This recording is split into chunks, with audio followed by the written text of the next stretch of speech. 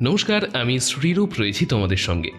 স্কেটেলস পরিবারের সকল সদস্যকে জানাই বড়দিন এবং নিউ ইয়ারের অনেক অনেক শুভেচ্ছা। সবাই খুব ভালো করে ক্রিসমাস সেলিব্রেট করো, শীতের ছুটি কাটাও এবং নতুন বছরও অনেক অনেক আনন্দ করে কাটাও। স্কেটেলস পরিবারের তোমাদের সকল সদস্যের কাছে আমার একটা ছোট্ট রিকোয়েস্ট, আজকের গল্পের ভিডিওটাকে প্লিজ একটা লাইক করে দাও, আর তার সঙ্গে ভিডিওটাকে একটা হাইপ দিতে ভুলো না। আর যদি আমার চ্যানেল স্কেটেলসে তুমি নতুন হও, মানে প্রথমবারের জন্য আমার চ্যানেলের গল্প শুনছো, তাহলে কিন্তু বন্ধু আমার চ্যানেলটা এক্ষুনি সাবস্ক্রাইব করো। স্কেটেলসে আজকে তোমরা যে গল্পটা শুনবে সেটা এই বছরের জন্য শেষ গল্প হতে চলেছে, তাই আজকের গল্পটা যে একটা স্পেশাল প্রজেক্ট সেটা বলাই বাহুল্য। ডিসেম্বরের এই শেষ বেলায় শীত একেবারে জাঁকিয়ে বসেছে, আর এই রকম ঠান্ডায় লেপ কম্বল মুড়ি দিয়ে হাড় হিম করা ভয়ের গল্প শুনতে কিন্তু দারুণ লাগে। আশা করছি আমার আজকের গল্পটা সেই রকম অনেকটাই ফিল তোমাদের দিতে পারবে। স্কেটেলসে আজকে তোমরা শুনবে শুভজিৎ চক্রবর্তীর লেখা একটি গ্রাম বাংলার ভয়ঙ্কর তন্ত্র নির্ভর গল্প, ডাকিনীর ভোগ। তবে আজকের গল্প শুরু করার আগে স্কেটেলসের এর আগের প্রজেক্ট আকাশ গুহর লেখা ইফরিতে তোমরা যে কমেন্টগুলো করেছিলে সেগুলোর কয়েকটা আমি একটু পড়ছি তোমাদের জন্য। বাংলাদেশ থেকে রাফি লিখছে, হাই শ্রীরূপদা, নমস্কার, আমি রাফি বলছি বাংলাদেশ থেকে। তোমার প্রত্যেকটা গল্পই অনেক সুন্দর হয়। আমি রোজ রাতে হেডফোনে তোমার এক একটা গল্প চালিয়ে ঘুমাই। এক কথায় তোমার গল্প না শুনলে আমার ঘুমই আসে না। Lords of love from Bangladesh. Tanima দিয়ে লিখছে, দারুণ দুর্দান্ত গল্প আর বর্ণনা অসাধারণ, যেন চোখের সামনে দেখতে পেলাম। উপস্থাপনা, ব্যাকগ্রাউন্ড মিউজিক সবটাই খুব সুন্দরভাবে আপনারা তুলে ধরেছেন। যথেষ্ট ভয়ের গল্প এটা, এরকম ভয়ের গল্প আরও চাই। সোমা 9865 লিখছে, দম বন্ধ করা একটা গল্প শোনালেন, গল্পটা ভীষণ ভালো লাগলো, অসাধারণ পরিবেশনা, প্রথম থেকে শেষ পর্যন্ত একটা অংশ থেকেও মনোযোগ সরাতে দেননি, দুর্দান্ত লাগলো। এই রকম গল্প আরও শুনতে চাই। খুব ভালো থাকবেন, নমস্কার। শ্রীরামপুর, হুগলি থেকে শুনলাম। তো এগুলোই ছিল আজকের কমেন্ট। সবার সব কমেন্ট হয়তো আমি পড়তে পারলাম না এখানে, কারণ সেটা করলে ইন্ট্রোটা অনেকটা বড় হয়ে যেত। তাই বলে তোমরা কিন্তু আবার অভিমান করে কমেন্ট করা বন্ধ করো না। আমার আজকের গল্পটা এখন তোমরা কে কোথা থেকে শুনছো সেটা কিন্তু আমাকে এক্ষুনি কমেন্ট করে তোমরা জানাও। আমার জেনে খুব ভালো লাগে যে তোমরা কে কোথা থেকে আমার গল্প শুনছো। এবং গল্পের পাশাপাশি যদি তোমাদের জীবনে কোনো সত্যি ভৌতিক ঘটনা ঘটে থাকে এবং সেটা তুমি যদি স্কেটেলসে এসে তোমার নিজের গলায় বলতে চাও, তাহলে স্ক্রিনে এখন যে হোয়াটসঅ্যাপ নাম্বারটা আমি দিয়ে রেখেছি সেই হোয়াটসঅ্যাপ নাম্বারে আমার সঙ্গে তোমরা সরাসরি যোগাযোগ করো। আর ফেসবুক এবং ইনস্টাগ্রামে কিন্তু আমাকে ফলো করতে ভুলো না। আমার আইডির লিঙ্ক ডিসক্রিপশনের উপরে এবং স্ক্রিনে দিয়ে রেখেছি, তো সেখান থেকে তোমরা আমাকে একটু ফলো করে নিও। আর বেশি কথা বাড়াচ্ছি না, শুরু করছি স্কেটেলসের আজকের গল্প, ডাকিনীর ভোগ।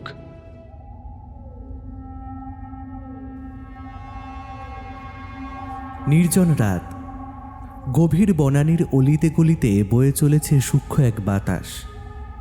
বাতাসের মধ্যে মিশে আছে মাটির তলায় চাপা পড়ে থাকা রাশি রাশি মৃতদেহের গলে যাওয়া চামড়ার গন্ধ। তীব্র গন্ধের প্রভাবেই হোক কিংবা বিষাক্ত বাতাসের কারণেই হোক, সদ্য প্রস্ফুটিত কয়েকটি শ্বেত শুভ্র ফুল খোলা বাতাসে উন্মুক্ত হওয়ার আগেই মাটিতে পড়ে গেল। সাদা পাপড়ির গায়ে কালো রং কিংবা ঝিমিয়ে পড়া গাছগুলির প্রতিটি পাতা জানান দিচ্ছে যে এই বাতাসের মধ্যে অতি গুহা কোনো ক্রিয়ার প্রভাব পড়েছে। চন্দ্রিমার বাঁকা আলোর একটা রেখা অরণ্যের একটি বিশেষ সীমা পর্যন্ত গিয়ে মুখ ফিরিয়ে নিয়েছে। হলুদ আলোর আভাটিও বোধ করি অশনি সংকেতের আভাস পেয়ে নিজেকে লুকিয়ে রাখতে চাইছে। রাত্রিকালীন অরণ্যের যে বিশেষ এক শব্দ থাকে, সেই শব্দ এখানে কেমনভাবে যেন বদলে গিয়েছে। বহু দূর থেকে বড্ড বিশ্রীভাবে কয়েকটা শেয়াল একবার হঠাৎ ডেকেই থেমে গেল, আবার যেন তারা অশনি সংকেতের আভাস পেয়ে ফিরে যাচ্ছে নিজেদের ডেরায়। একটা মুখ বোঝা থমথমে ভাব ছেয়ে রয়েছে চারিদিকে। অরণ্যের রন্ধ্রে রন্ধ্রে মৃত্যুর পটভূমি রচিত হচ্ছে বারবার। অনতি দূরে অন্ধকারের মধ্যে কালিমালিপ্ত হয়ে দাঁড়িয়ে আছে দুটি বিশাল আকার টিলা। টিলা দুটির ঠিক মাঝে একটি সুড়ঙ্গ। রাতের আঁধারে সেই সুড়ঙ্গের মুখ বিশেষ দেখা যাবে না, কারণ সুড়ঙ্গের চারিদিকে গাছের লতাপাতা ডালপালা দিয়ে জায়গাটিকে অগোছালোভাবে ঢেকে রেখেছে। টিলা দুটির মধ্যে সুড়ঙ্গটির অবস্থান আপাতত সকলেরই অজানা, কারণ এই সুড়ঙ্গের মুখ প্রতি অমাবস্যায় গভীর রাতেই খোলা হয়। থমথমে বাতাসের মধ্যে কিছু রাতজাগা পাখি আর পোকামাকড়ের ডাক ছাড়াও আরও একটা শব্দ ভেসে বেরোচ্ছে। তবে সেই শব্দ বড়ই ক্ষীণ। সেই ক্ষীণ শব্দের উৎস সুড়ঙ্গের অভ্যন্তরভাগ। লতাপাতার আস্তরণ ভেদ করে যতই ভেতরে যাওয়া যায়, সেই সুড়ঙ্গের গলি ততই যেন ক্ষুদ্র হতে থাকে। সুড়ঙ্গের দেওয়ালে চোখ বুলোলে দেখা যাবে অজস্র নকশা। সেই সব নকশার বিবরণ ভাষায় প্রকাশযোগ্য নয়। সুড়ঙ্গের ছাদে অজস্র বাদুড়। তীব্র অন্ধকারে জমে থাকা সেই সুড়ঙ্গের পাদদেশে ইতিউতি ছড়িয়ে রয়েছে নরমুণ্ড আর রাত খাওয়া কঙ্কাল। সুড়ঙ্গের একেবারে শেষ প্রান্তে একটি বিশেষ জায়গায় জ্বলছে হোমকুণ্ডের আগুন। সেখানে একটি পুরুষ শরীর বসে গুনগুন করে কিছু মন্ত্র বলে যাচ্ছে।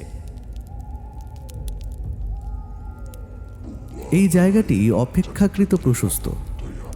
আগুনের শিখার হলুদ আলো তান্ত্রিকের মুখমণ্ডলের একাংশকে আলোকিত করে রেখেছে।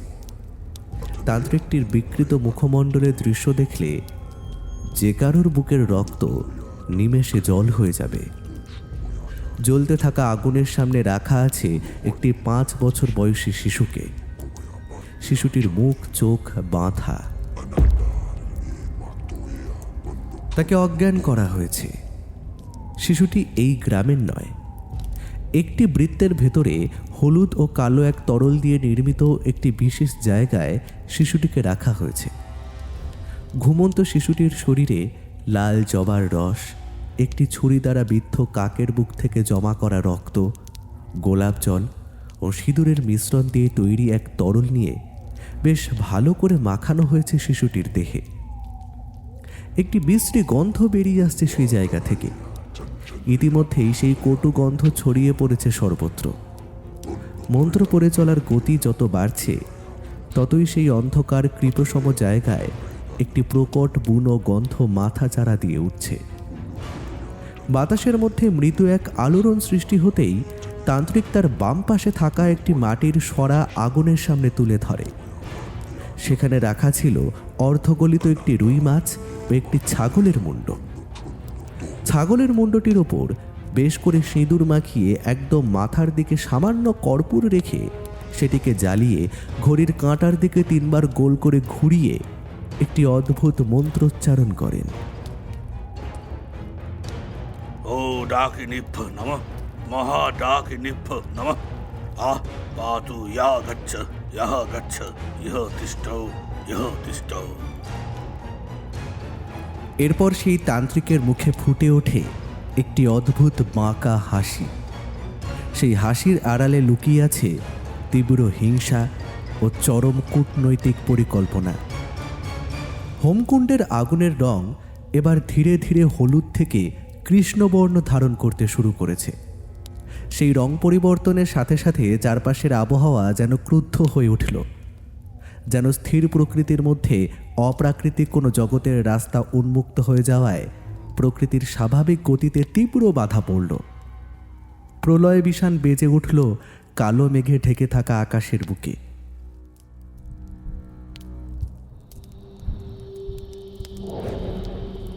দক্ষিণ পশ্চিমগামী এক দমচাপা বাতাসের প্রভাবে এক পায়ে দাঁড়িয়ে থাকা গাছগুলো কেমন যেন দুলে উঠতে শুরু করল। ঘুমিয়ে থাকা কিছু পাখি ডেকে উঠল অজান্তে।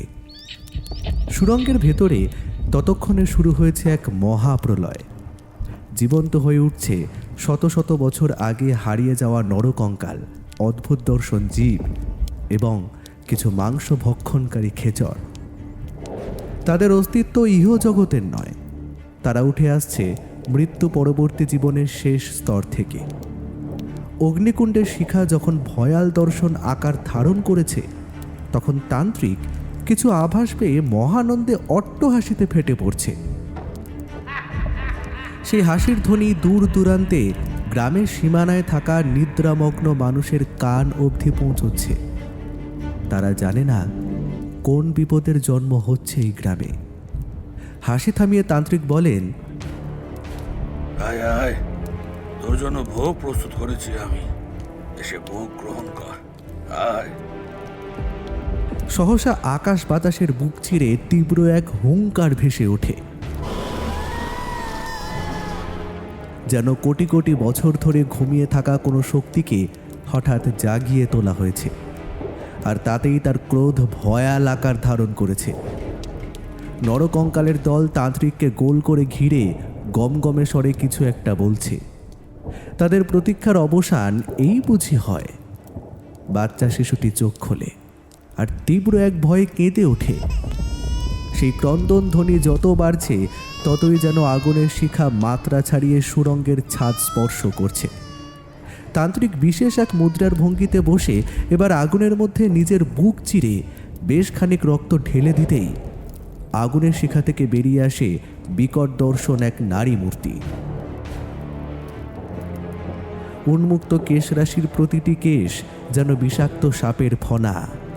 মাথার মুকুটে এক বিকট দর্শন শৃগালের মুন্ড, উন্মুক্ত স্তঞ্জগল, অগ্নিদগ্ধ চোখ, অজস্র বর্ণের রশ্মি বেরিয়ে আসছে তার দেহ থেকে। এক হাতে খড়গ, অপর হাতে রয়েছে রক্তপূর্ণ নরকপাল। লোলুভ লকলকে জিভ থেকে বেরিয়ে আসছে রক্তের ধারা। চোখের অগ্নিগর্ভ দৃষ্টির দিকে তাকিয়ে তান্ত্রিক বললে, এসেছিস তুই, আয় আয়, ভোগ গ্রহণ কর। এই ভোগ শুধু তোর, তোর পথ চেয়ে বসে আছি আমি। অদ্ভুত এক রক্ত জল করা হাসির শব্দ শোনা গেল।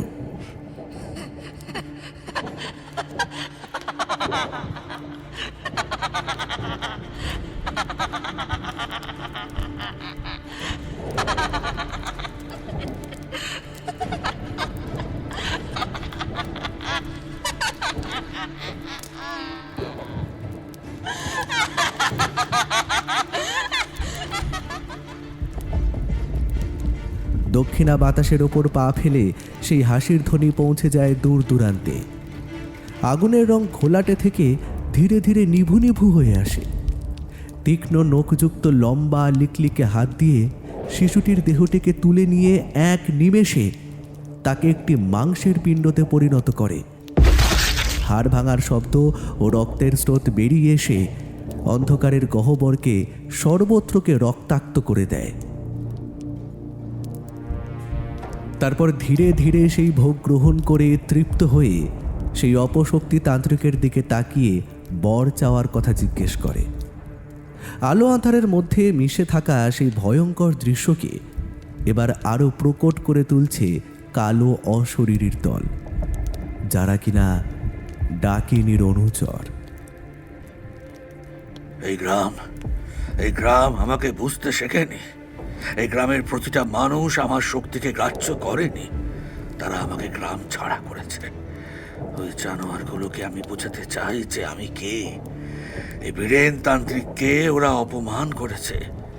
তুই গিয়ে ওদের সব কটাকে শেষ কর। এই গ্রাম যেন শ্মশানে পরিণত হয়। কাউকে বাদ দিবি না, বাচ্চা থেকে বুড়ো, পুরুষ থেকে মহিলা, সবাই যেন বুঝতে পারে যে এই বীরেন তান্ত্রিককে ছোট করার ফল যে সাংঘাতিক হতে পারে। অন্ধকার গুহার মধ্যে আবারও শোনা যায় সেই রক্ত জল করা হাসি। সেই হাসির মধ্যে এবার উল্লাসের আতিশর্য। গ্রামের দিকে দিকে কোণে কোণে ছড়িয়ে পড়ে এক তীব্র গরলের প্রভাব।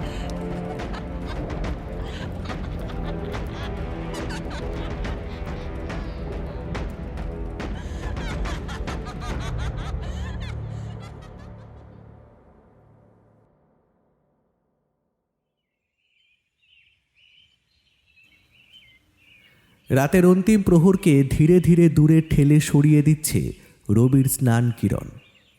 মল্লারপুর গ্রামে এক ভয়ানক রাতের পর দেখা দিচ্ছে ভোরের আলো। গাছের ডালে ডালে পাখির কলতান শুরু হতেই ঘুম মেশানো চোখে জেগে উঠছে গ্রামের মানুষেরা।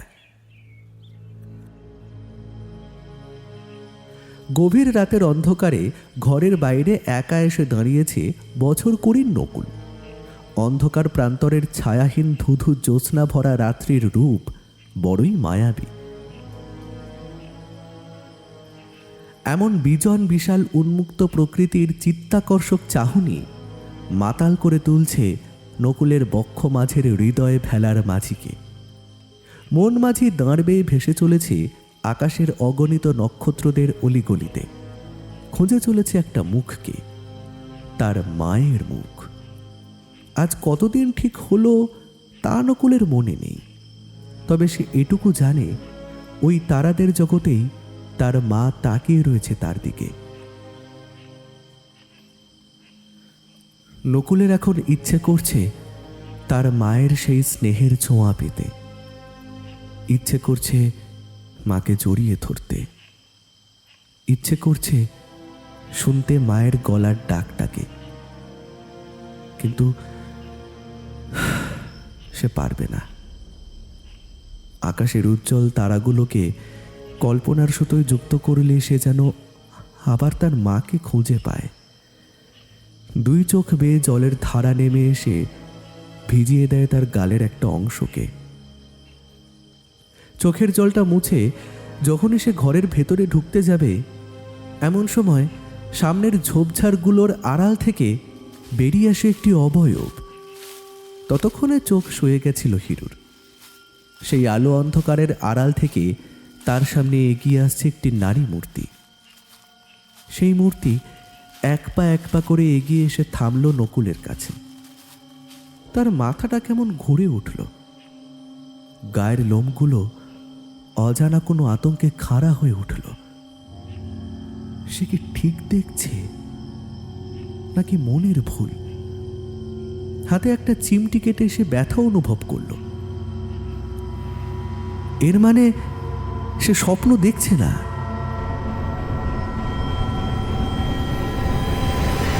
তার সামনে এসে দাঁড়িয়েছে তার মা। হ্যাঁ হ্যাঁ, এটা তারই মা। কিন্তু কিন্তু এটা কি করে সম্ভব? তার মা তো অনেক দিন হলো পৃথিবীর মায়া ত্যাগ করেছে। বাস্তবে এই ঘটনা তো ঘটা সম্ভব নয়। তাহলে বড্ড রোগা হয়ে গেছিস, বড় কষ্ট হয়েছিল তাই না রে? আর ভাবিস না, এই তো আমি এসেছি।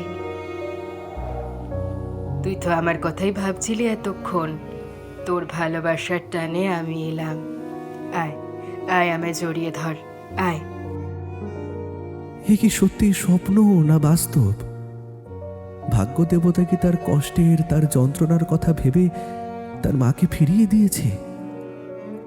সে যাই হোক, অত ভেবে কাজ নেই। আজ মা ডাকটা সে অনেকদিন পর আবার ডাকতে পারবে। এর থেকে বড় কথা কি আর হতে পারে? সে জড়িয়ে ধরল তার মাকে। সেই পুরনো হারিয়ে যাওয়া মায়ের কাপড়ের গন্ধ, সেই পুরনো স্নেহের ছোঁয়া, আহা, কতদিন পায়নি নকুল। কিন্তু সে হয়তো লক্ষ্য করেনি যে সেই নারী মূর্তির মুখে একটা কুটিল হাসি হঠাৎ এসেই আবার মিলিয়ে গেছিল। সে তার শিকার পেয়েছে। রূপ বদল তার কাছে বিশেষ কিছু নয়। নকুল তার কাঁধে যখন মুখ রেখে কেঁদে চলেছে, তখন তার সারল্যের সুযোগ নিয়ে নারী মূর্তি তার বিরাট তীক্ষ্ণ নখ সোজা ঢুকিয়ে দিল নকুলের পেটে। তারপর হৃৎপিণ্ডটা বের করে এনে মুখে পুরে দিল। একটা প্রবল মৃত্যু যন্ত্রণায় কেঁপে উঠল নকুল। মুখ দিয়ে রক্তের ধারা বেরিয়ে আসছে তার। শ্বাস প্রশ্বাস নিতে পারছে না সে। মাটিতে পড়ে যেতে যেতে সে দেখতে পেল তার মায়ের মুখ আর শরীর বদলে যাচ্ছে এক বিরাট বিভৎস দেহে। সহসা কাটারির এক কোপে মুন্ডখানা আলাদা করে দেয় সেই মূর্তি। ফিঙ্কি দিয়ে রক্ত বেরিয়ে আসে সেই নিষ্প্রাণ দেহের মধ্যে থেকে। লকলকে জিভখানা বের করে রক্তের স্বাদ গ্রহণ করে সেই ডাকিনী।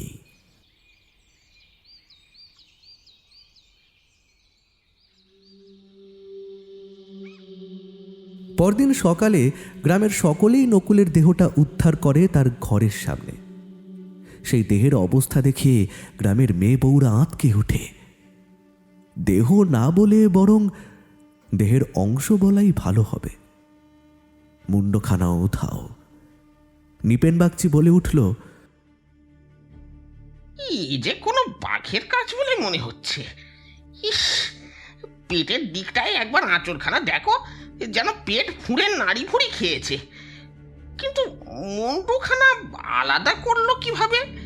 সাধারণত এরকম ভাবে বাঘ তো মারে না বাপু। এ নির্ঘাত মানুষ খেকো বাঘের কাজ। মানুষের মাংসের স্বাদ পেয়েছে মানে আরো অনেককেই নিশ্চয়ই সে মারবে। এই নীলু, মোড়ল মশাইকে কথাখানা কিন্তু বলতে হবে। এই নরখাতক বাঘের সাংঘাতিক হত্যালীলা তো আর সামান্য ব্যাপার নয়। সে না হয় বলবো খন, কিন্তু এটা বাঘের কাজ নয় গো জ্যাঠা। দেখছো না, একেবারে হাড় মাংস রক্ত সব খেয়েছে, শুধু চামড়াখানেই বাকি রেখেছে। এত বিভৎসভাবে কোনো বাঘ তো মারে না, এটা অন্য কোনো পশুর কাজ মনে হয়। আর যদি বাঘের কথা বলো তো আমাদের গ্রামে বাঘের উৎপাত তো নেই।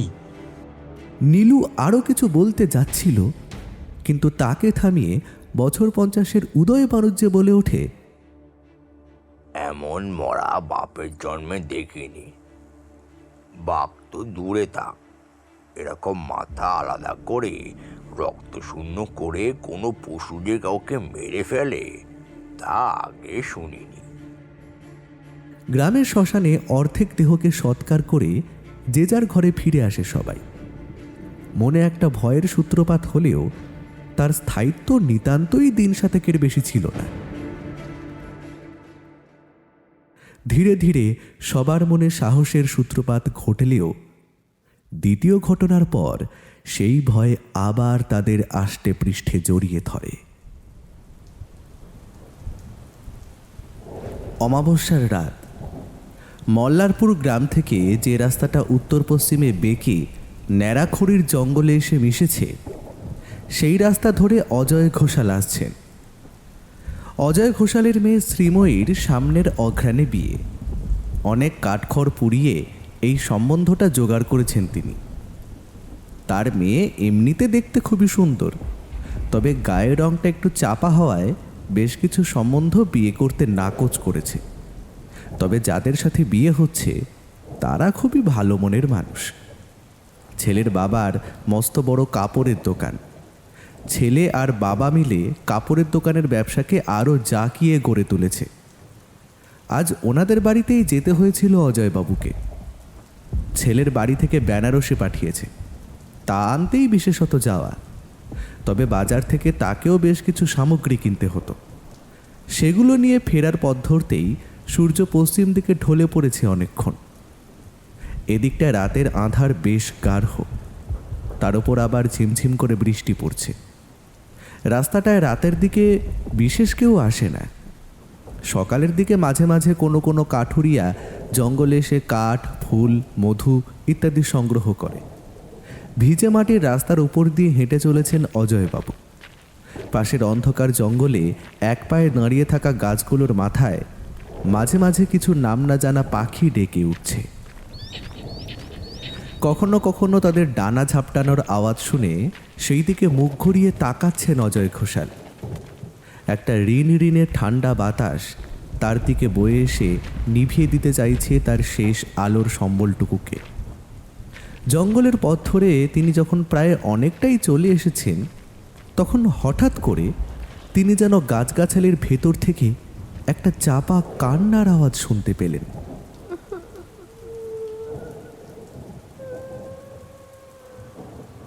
প্রথমবারের আওয়াজটা অতটা পরিষ্কার না হলেও দ্বিতীয়বার কান খাড়া করে শোনার পর তিনি বুঝতে পারলেন আওয়াজটা আসছে তার পেছন দিক থেকে।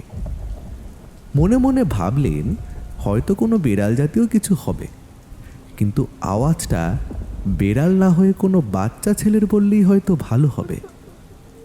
একটা না নয়, বরং ফুপিয়ে ফুপিয়ে। এই রাতের বেলা কে জঙ্গলের ভেতরে আসবে? আর এলেও সে কাঁদছে কেন? হয়তো কোনো বাচ্চা ছেলে গ্রাম থেকে খেলতে খেলতে ভুল করে এই পথে এসে পড়েছে আর পথ ছেড়ে উঠতে না পারায় কাঁদছে। এটা ভেবেই তিনি পেছনে তাকালেন, আর তাকাতেই যা দেখলেন তাতে তার মনে হলো যেন একরাশ বরফের টুকরো কেউ তার পিঠে বুকে ঢেলে দিয়েছে। একটা তেঁতুল গাছের ডাল থেকে গলায় ফাঁস লাগিয়ে ঝুলে আছে একটা বছর 5 ছেলে।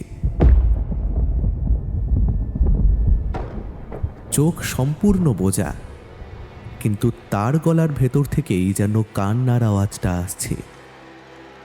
ছেলেটার চারপাশে কেমন যেন একটা লাল আভা ছড়িয়ে আছে। তার সমস্ত শরীর যেন অবশ হয়ে গেল। মন্ত্রমুগ্ধের মতো তিনি এক পা করে এগিয়ে গেলেন ঝুলন্ত সেই বাচ্চাটির দিকে। বাচ্চাটি তখনও চোখ বুজে কেঁদে চলেছে, যেন সে মৃত্যু যন্ত্রণার কথা ভেবে কষ্ট পাচ্ছে। বাচ্চাটির গায়ে হাত রাখেন অজয় ঘোষাল। কি অসম্ভব ঠান্ডা, যেন বরফের তৈরি কোনো মূর্তির গায়ে হাত রাখলেন তিনি। হাত রাখার সাথে সাথে সেই বাচ্চাটি চোখ খুলল।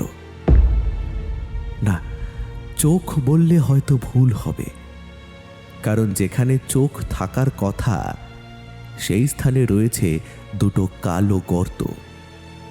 সেই গর্ত যেন সোজা গিয়ে মিশেছে নরকের কোনো গুহার মধ্যে, যেখানে কেবল মৃত্যু অপেক্ষা করে নতুন কোনো শিকারের। তিনি চকিত হয়ে দেখলেন ছেলেটি ধীরে ধীরে তার ডান হাতটা তুলছে এবং একটা সময় পর অজয় ঘোষালের একদম পেছনের দিকে কিছু একটা দেখানোর জন্য অঙ্গুলি নির্দেশ করছে। তিনি নিজেও বুঝতে পারলেন কিছু একটা তার পেছনে এসে দাঁড়িয়েছে। আস্তে আস্তে ঘাড়টা ঘোরালেন তিনি। ভয় আর আতঙ্ক যখন একসাথে থাবা বসায় কোনো মানুষকে, তখন মানুষ তার স্বাভাবিক বোধ, বুদ্ধি, চিন্তাধারাকে হারিয়ে ফেলে কোনো অজানা অন্ধকারের জগতে। অজয় ঘোষালেরও ঠিক সেটাই হয়েছিল। তিনি দেখেন তার ঠিক পেছনে এসে দাঁড়িয়েছে নকুল, সেই নকুল যে কয়েকদিন আগে নৃশংসভাবে মারা গেছে। সেই এখন এসেছে তার সামনে। এই মুহূর্তে তার রূপ ভাষায় প্রকাশযোগ্য নয়।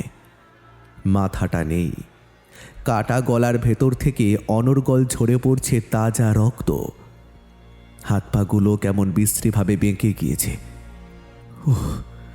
এইসব দেখার আগে যদি তার চোখ দুটো অন্ধ হয়ে যেত তাহলে হয়তো অনেক ভালো হতো। নকুল তার ভয়াল দর্শন দুটি হাত ধীরে ধীরে সামনে এগিয়ে দেয়।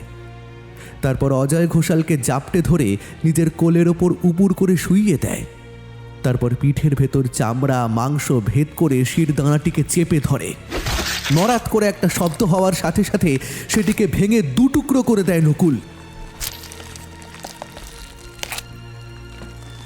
অজয় ঘোষালের মুখ থেকে রক্তের ধারা নেমে আসার সাথে সাথে তার প্রাণবায়ু বেরিয়ে যায়। পৈশাচিক এক চিৎকার বাতাসের বুকে ভর করে ছড়িয়ে পড়ে সর্বত্র। গ্রামের বুকে ঘটে চলা আরও এক হত্যাকাণ্ডের সাক্ষী হয়ে থাকল এই রক্তিম মায়াবী আঁধার।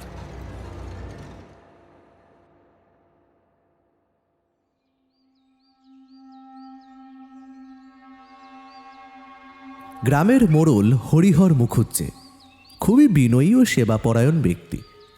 গ্রামের যে কারোর বিপদে ঝাঁপিয়ে পড়েন। গ্রামের সকলেই ওনাকে খুব ভক্তি শ্রদ্ধা করেন। উনি সকলের কাছে ভগবানের সমান। সেদিন গ্রামের একেবারে মাঝে বটতলার নিচে ঘটে যাওয়া একের পর এক মর্মান্তিক ঘটনার কথা মাথায় রেখে সকলেই একত্রিত হয়েছে। সকলের মুখে ভয়ের ছাপ স্পষ্ট। এই মৃত্যু কিভাবে হচ্ছে, কেন হচ্ছে, কিছুই বোঝা যাচ্ছে না। এই অবস্থায় বাইরে বেরোতেও কেউ বিশেষ সাহস পাচ্ছে না। গ্রামের সবথেকে বয়সে যিনি প্রবীণ অর্থাৎ রামকিশোর গাঙ্গুলি, তিনি কিছু একটা ভেবে বললেন, দেখো বাবা, আমার যা মনে হচ্ছে সেটা হলো এই ঘটনাগুলো কোনো সাধারণ মৃত্যু নয়। এত নৃশংসভাবে কাউকে যে মারা যায় সেটা আমার কল্পনারও অতীত। তা আপনি কি বলতে চাইছেন এগুলো কোনো অতিপ্রাকৃতিক ঘটনা, ভূত প্রেতের উপদ্রব? বলে উঠল শ্রীধর। শ্রীধর এই গ্রামের হলেও বেশ কিছু বছর সে কাজের সূত্রে কলকাতায় ছিল। গ্রামে এসেছে হপ্তাখানেক হবে। শহরের জল হাওয়ায় বেড়ে ওঠা শ্রীধর রামকিশোরবাবুর কথাতে বিশেষ আমল না দিয়েই মোড়ল মশাইকে উদ্দেশ্য করে বলল, দেখুন, আমার যা মনে হয় সেটা হচ্ছে এই মৃত্যু কোনো অস্বাভাবিক নয়। নকুল আর অজয়বাবু উভয়ের ক্ষেত্রেই কোনো অদ্ভুত জন্তুর আক্রমণই সম্ভাব্য মৃত্যুর কারণ। তাই এর সমাধানের জন্য রাতের দিকে গ্রামের বাইরে খুব একটা না থাকাই ভালো। কয়েকদিন সাবধানে থাকলে হয়তো জন্তুটি গ্রাম থেকে চলে যাবে। এই ধরনের কথা শুনে গ্রামের কিছু মানুষ হাসাহাসি করল, কিছু মানুষ যুক্তিতে আবার সমর্থনও করল। কিন্তু এর আগে তো কোনোদিন এইভাবে গ্রামে জীবজন্তুর আক্রমণ দেখিনি। আর তাছাড়া মানুষকে কাজের সূত্রে বা বিপদে আপদে তো বাইরে বেরোতেই হবে। সন্ধ্যের পর এভাবে হাত পা গুটিয়ে গৃহের অন্দরে পড়ে থাকলে তো চলবে না। সেদিনের মতো আলোচনা সভা ওখানেই শেষ হয়। কেউ কোনো সিদ্ধান্তে না আসায় অন্ধকারের আড়ালে নজর রাখা দুটি চোখ বেশ বুঝতে পারে প্রত্যেকের মনে ভয়ের উদ্রেক সৃষ্টি হয়েছে সবে মাত্র। এখনো তো অনেক কিছু বাকি। গ্রামের নৃপেন গোয়ালার ঘরের সামনে আম গাছটার নিচে খেলা করছে তারই বছর সাতেকের ছেলেটা। একটা ছোট খেলনা গাড়ি নিয়ে আপন মনে খেলছিল সে। গাড়িটা আর একটা পুতুল, এই দুটো জিনিসকেই তার বাবা তাকে কিনে দিয়েছিল আগের বারের রথের মেলায়। খুব পছন্দের এই জিনিস দুটো তার। তাদের মাটির ঘরের পেছনের দেওয়ালের দিকটায় কিছু একটা আওয়াজ হতেই সেদিকে ফিরে তাকায় সে। প্রথম দৃষ্টিতেই সে যেন খুব দ্রুত কাউকে চলে যেতে দেখে পেছনের বেত ঝোপটার দিকে। পাশের বাড়ির রমেশ মাঝে মাঝে এসে তার সাথে খেলা করে। হয়তো সেই এসেছে আর মিছিমিছি তাকে ভয় পাওয়ানোর চেষ্টা করছে। এটা ভেবেই নৃপেনের ছেলে কানাই এগিয়ে যায় সেই দিকে। ঘরের পেছন দিকে আসতেই সে দেখে একটা বৃদ্ধ লোক চাদর মুড়ি দিয়ে দাঁড়িয়ে আছে। হাতে তার একটা ঝুলি, ঝুলির মধ্যে কিছু জিনিস ঢাকা দিয়ে রাখা আছে। চাদরটা এমনভাবে জড়ানো আছে যাতে বাইরের কেউ চট করে বুঝতে না পারে সে কে। কানাই তার কাছে যেতেই চমকে ওঠার সাথে সাথেই দুপা পিছিয়ে আসে। গ্রামের মধ্যে সে কোনোদিনই এই বুড়ো লোকটাকে দেখেনি। আর তাছাড়া বৃদ্ধের চোখগুলো কেমন যেন ঘোলাটে। দিনের আলোতেও কানাই ভয় পেয়ে চলেই যাচ্ছিল। ঠিক তখনই সেই বৃদ্ধ লোকটি বলে উঠল, বেটা, পুতুল নিবে কে? এই দেখো। বলেই সে একটা মাটির পুতুলকে এগিয়ে দেয় কানাইয়ের দিকে। পুতুলটা একটা মানুষের, পরনে গামছা, মাথায় একটা ঝুড়ি যেটায় হলুদ আম রাখা আছে। লোকটার ডান হাতে রয়েছে একটা ছোট ছেলে। কানাইয়ের হঠাৎ মনে পড়ে গেল সেও মাঝে মাঝে এভাবেই তার বাবার হাত ধরে পাশের গ্রামে যায়, তারপর কাজ মিটলে ঠিক এভাবেই ফিরে আসে। ভারী ভালো লেগে যায় তার এটা দেখে। পুতুল মানুষটাও অনেকটা তার বাবার মতোই দেখতে। মাথায় ছোট ছোট চুল, গোঁফ আর কপালের দিকে একটা কাটার দাগ। কানাই হাত বাড়িয়ে সেই পুতুলটা নেয়। তারপর বেশ কয়েকবার ভালো করে সেটা দেখে বলে, আমার কাছে তো পয়সা নেই গো, বাবা তো মাঠে গেছে, ফিরে এলে তবেই আমি তোমাকে টাকা দিতে পারবো। তার কোনো প্রয়োজন নেই, তুমি পুতুলটাকে এমনি নাও। আমি বাচ্চা ছেলেদের বড় ভালোবাসি। তোমার ওই ঝুড়িটা নামাবে? ওর মধ্যে কি আরো এইরকম পুতুল আছে? হ্যাঁ, তা আছে বটে। লোকটা সেই ঝুড়ি নামাতেই কানাই ঝুঁকে পড়ে সেগুলো খুঁটিয়ে খুঁটিয়ে দেখতে থাকে। বুড়ো লোকটার দিকে তারা দৃষ্টি গেল না, বরং সেই ফাঁকেই বৃদ্ধ তার আসল রূপ বের করে আনল। লকলকে জিভটা দিয়ে শুকনো ঠোঁটগুলো একবার চেটে নিল সে। জিভ থেকে এক ফোঁটা থুতু ছেলেটার ঘাড়ের ওপর পড়তেই প্রবল একটা জ্বালা অনুভব করে কানাই, যেন একরাশ মৌমাছি একসাথে তার ঘাড়ের কাছে হুল ফোটাচ্ছে। জ্বালা সহ্য করতে না পেরে যেই না সে চিৎকার করতে যাবে, ঠিক সেই সময় সেই বৃদ্ধ লোকটি তার ভয়ানক দুটো হাত চাদরের ভেতর থেকে বের করে চেপে ধরে কানাইয়ের মুখ। দুটো হাতের আঙুল ছেলেটার মুখে ঢুকিয়ে দিয়ে একটা হ্যাঁচকা টান মারে সে। করাত করে একটা আওয়াজ হওয়ার সাথে সাথেই ভেঙে যায় কানাইয়ের চোয়ালটা।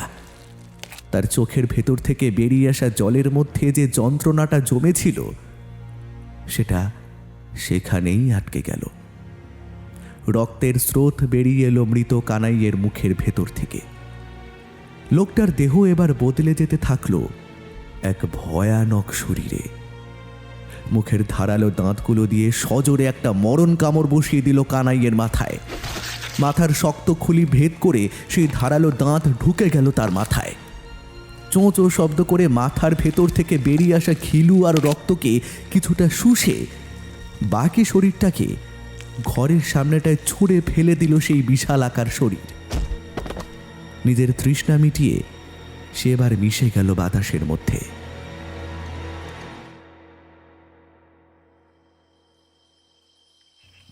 নৃপেন যখন সন্ধ্যার গোড়ায় বাড়ি ফিরে এলো তখনও সূর্যের আলো পশ্চিম আকাশে কিছুটা মিশেছিল। ঘরের কাছাকাছি আসতেই সে টের পেল একটা খুব বিচ্ছিরি গন্ধ তার ঘরের দিক থেকেই যেন আসছে।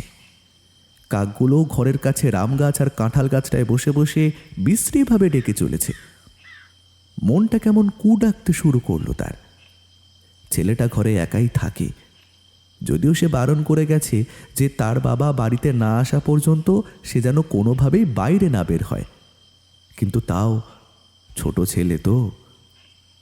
দ্রুত পা চালিয়ে সে যখন উঠোনের সামনে এসে দাঁড়ালো ঠিক তখনই যেন তার বুকের রক্ত শুকিয়ে গেল। নিজের চোখকে যেন সে ঠিক বিশ্বাস করতে পারছে না। ভাবলেশীনভাবে সে এক জায়গায় স্থির হয়ে দাঁড়িয়ে বয়ে আসা রক্তের স্রোতের দিকে তাকিয়ে রইল একভাবে। কি সব বলিস হলো আমার? ওরে, কে কোথায় আছিস? এদিকে একবার দিয়ে আয়। কোন অমঙ্গলের ছায়া আমার ঘরে এলো রে? কে মারলি আমার ছেলেকে? বুকের কাছে ছেলের মৃতদেহটা তুলে নিয়ে উঠোনের একপাশে বসে অসহায়ভাবে হাউ হাউ করে কাঁদতে থাকে নৃপেন। তার কান্নার শব্দ শুনে মোড়ল হরিহর মুখুজ্জে ছুটে আসে। এই নৃশংস হত্যাকাণ্ড দেখে সেও যেন প্রথমটা বিস্মিত হয়ে পড়ে। প্রাথমিক বিস্ময়ের ভাবটা কাটিয়ে সে নৃপেনের দিকে তাকিয়ে বলে, এইটাকে করলো নৃপেন? কে এভাবে মারলো ছেলেটাকে? জানি না গো কাকা, জানি না কে এভাবে আমার ছেলেকে মেরেছে। আমি কার কি ক্ষতি করেছি বলো তুমি? কেন আমার ছেলেটাকে এভাবে মারলো? গ্রামে ঘটে যাওয়া এই অঘটন প্রতিটা মানুষের মনেই আবার যেন একটা অজানা ভয়ের সূত্রপাত করে।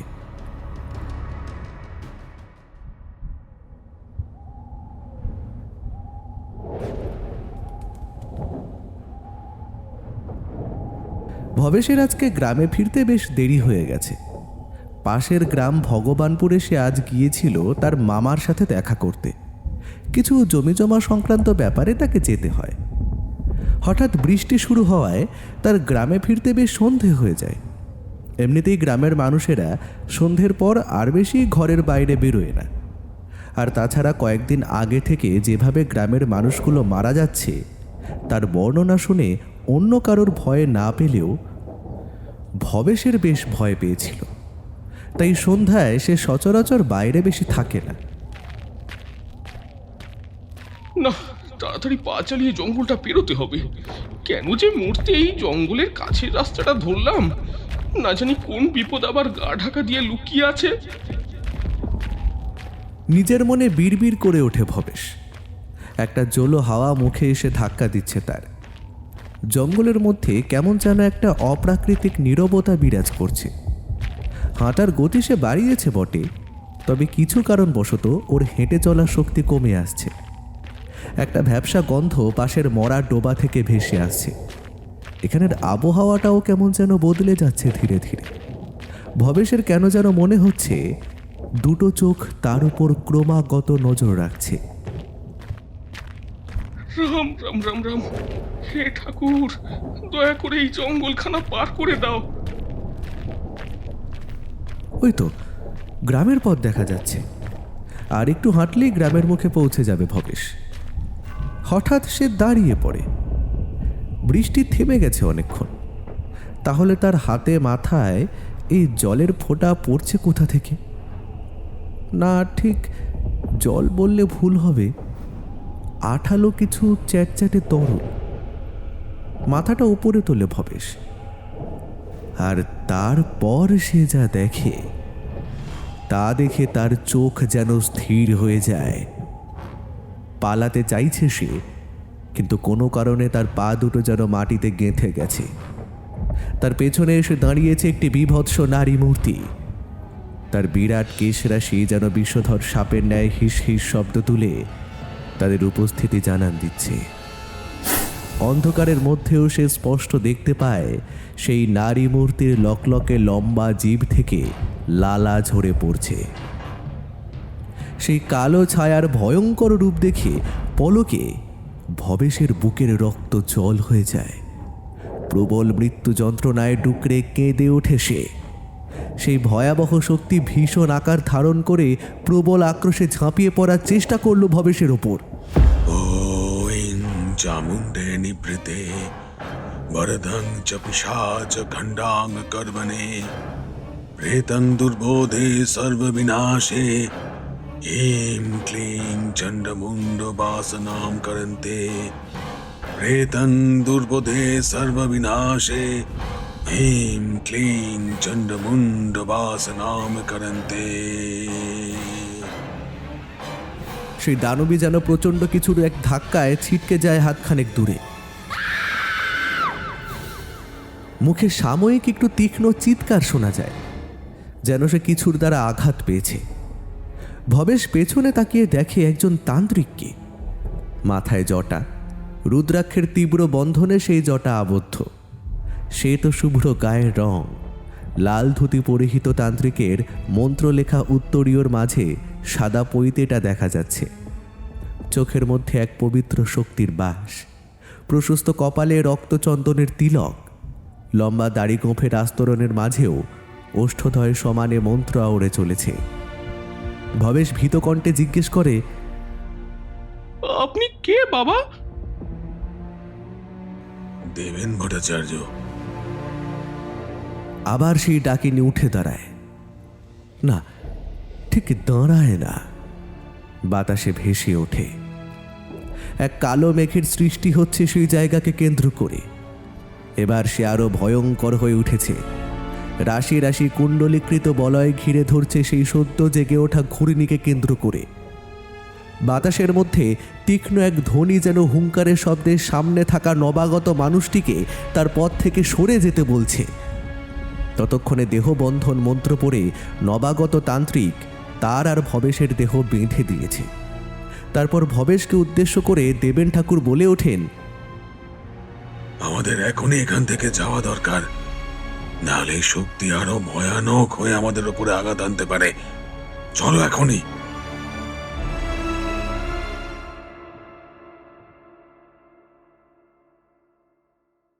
দেবেন ঠাকুরের নির্দেশ মতো সকলেই আজ একত্রিত হয়েছে গ্রামের আলোচনা সভায়। প্রত্যেকের মুখে ভবেশের সেই রাতের বিবরণ শুনে রীতিমতো গভীর চিন্তায় পড়েছে। কোন বিপদ ঘনিয়ে এসেছে এই গ্রামে তা তারা জানে না। একের পর এক অস্বাভাবিক মৃত্যু যেভাবে হয়ে চলেছে গ্রামে, তাতে মনে হচ্ছে এই গ্রাম কয়েকদিনের মধ্যেই তো শ্মশানে পরিণত হবে। গ্রামের মোড়লমশাই হরিহরবাবু এবার বেশ চিন্তিত স্বরে বললেন, দেখুন ঠাকুর, আমি জানি না এই মানুষগুলোর বিপদে আমি কিভাবে ওদের সাহায্য করতে পারি, কিন্তু এটুকু জানি যদি এর জন্য আমাকে আমার জীবন দিতে হয় তাহলে আমি রাজি। শুধু ওদের এই বিপদ থেকে পরিত্রাণের উপায় আপনি বলুন। কিভাবে আর কতদিন মুখ বন্ধ করে বসে থাকবো বলুন তো? আপনি কিছু একটা করুন ঠাকুর। ডুকরে কেঁদে উঠলেন তিনি। দেবেন ঠাকুর তখন চোখ বুজে কিছু একটা ভাবছিলেন। তার উত্তরীয় উত্তরে একটা মৃদু বাতাসের স্পর্শে সামান্য কেঁপে কেঁপে উঠছিল। তিনি বললেন, দেখুন, এক্ষেত্রে আপনার কিছু করার নেই, তবে আপনি যেটা করতে পারেন সেটাই এখন করুন। কি করব বলুন বাবা? যে শক্তির আগমন আপনাদের গ্রামে হয়েছে তা কোনো সাধারণ শক্তি নয়। একে কেউ জাগিয়ে না তুললে এই শক্তি আসে না। তার মানে এমন কেউ আছেন যিনি আপনাদের ওপর, বা বলা ভালো এই গ্রামের ওপর আঘাত আনতে চান। এ তো মনে হচ্ছে সেই তান্ত্রিকের কাজ গো বাবা। সেই পাপিষ্ঠটা কি এখনো বদলায়নি? কি হয়েছে খোলসা করে বলো, কোন তান্ত্রিকের কথা বলছো? নিতাই দেবেন ঠাকুরের আরও একটু কাছে এসে বলতে শুরু করলো। এমনিতে ঠাকুর, এই গ্রামে আগে শুনেছি প্রায়ই নানান জায়গা থেকে সাধু তান্ত্রিকরা এসে বাস করেছে। পরে তারা সাধন পর্ব মিটলে অন্যত্র চলে গেছে। গ্রামের ঠিক উত্তর পশ্চিম দিকটায় গেলে পরে একটা শ্মশান, আর শ্মশানের পাশেই বয়ে যায় নদী। বর্ষার সময় নদীর দুকুল ছাপিয়ে বন্যাও হয় মাঝে মাঝে। বন্যার পলি পড়ে সেই জমিতে চাষ আবাদ বেশ ভালো হয়। এভাবেই বেশ ভালোই চলছিল জানেন। একদিন হঠাৎ গ্রামে এলো বীরেন তান্ত্রিক। যেমন রকচটা, দেখতেও ঠিক তেমনই। এক চোখে দেখতে পায় না, জটাযুক্ত চুল, চোখে মুখের একাধিক অংশ কাটা। চোখের দৃষ্টি কি ভয়ানক। গ্রামে এসে আস্তানা করে ওই শ্মশানের দিকটায়।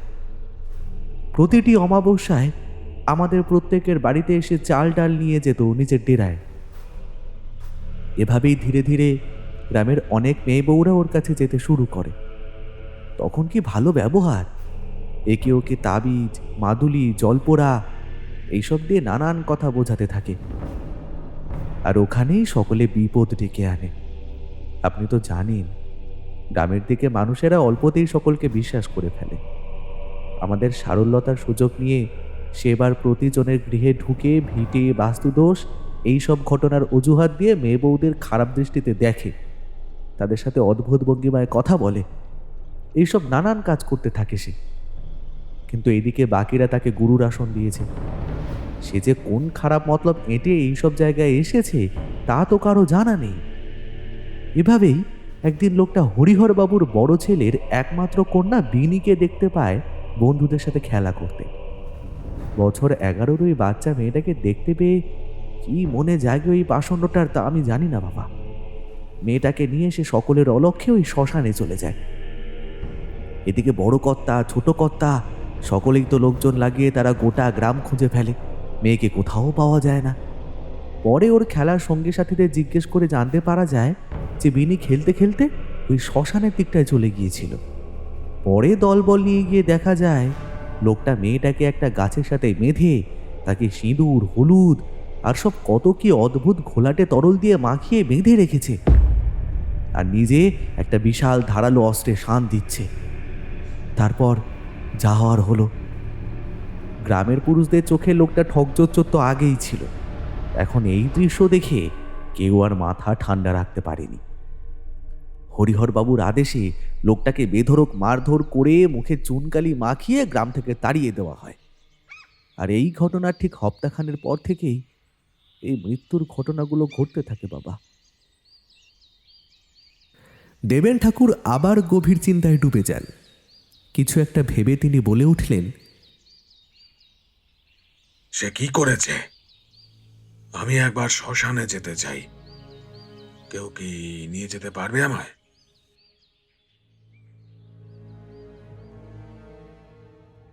রাতের আঁধার আরও গাঢ় হয়েছে। রাত্রিকালীন নীরবতা আঁধারের মাত্রাকে আরও প্রকট করে তুলেছে। দূর থেকে একটা দমচাপা হাওয়া ভেসে আসছে বারবার।